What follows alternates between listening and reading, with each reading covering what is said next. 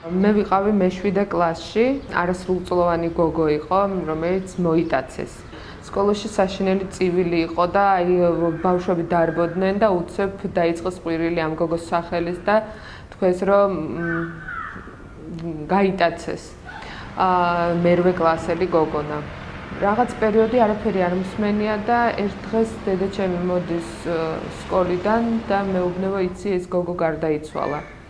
აღმოჩნდა რომ ეს გოგონა რო გათხოვდა აი ამ რაღაც პლუს კიდე არასრულწლოვანი იყო, განათლება ნული და აღმოჩნდა რომ მისთვის არ შეიძლებოდა რაღაც ბავშვების გაჩენა. ერთი პატარა შვილი ყავდა, მერე ძალიან ბევრი თქვეს რომ ძალიან ბევრი აბორტი ქონდა გაკეთებული. მაშინ იყო თუ არ მიშლება სადღაც 18 თუ 19 წლის. აღმოჩნდა რომ ჩემ ერთ შორეულს ნათესავს გოგონა ყავდა, მისი გოგო გაიტაცეს და ერთი თვე იმალებოდა, ბიჭი მალავდა ამ გოგოს და მაგრამ ოჯახმა მაინც დააბრუნა. ჩვეულებრივად გათხოვდა შემდგომში. ოჯახი ძალიან განათლებულია, დედამისი არის მედიკოსი, მამა მათემატიკოსი და მე ვფიქრობ, რომ ეს ზუსტად აი ოჯახის გავლენა იყო. ოჯახმა ძალიან სწორი გადაწყვეტილება მიიღო, არ შეეშინდათ ან რაღაც სტერეოტიპების, აი რაღაც ხალხის აზრს. ჩვენიერი ოჯახი ყავს, მე როგორც ვიცი.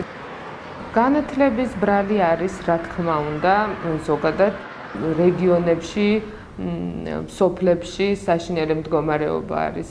დღეს სკოლაში მაგალითად ქართულ ენას სოფელში ასწავლის მასწავლებელი, რომელიც გამარჯვების გარდა ქართულად პრინციპში არაფერი არ იცის.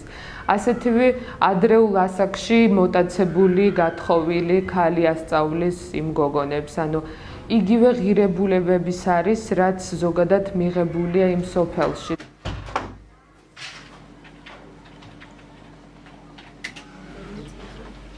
აი ეს რო აიღო რომელი? აი ხო ამას ვეძებდი. თაგები არ დაგავიწყდეს.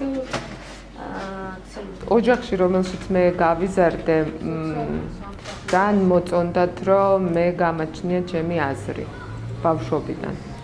იყო ძალიან დიდი მხარდაჭერა, როდესაც მე რაღაცას ვაკეთებდი, ყოველთვის და ვიღაცები ამბობდნენ რომ რა სიტყვიან შენზე, ყოველთვის მაგალითად მამაჩემ მეუბნებოდა რომ ნუ უსმენ მათ და მე მჯერა შენი. და ამიტომ სხვის აზრი მე ჩემთვის არასდროს არ იყო მნიშვნელოვანი.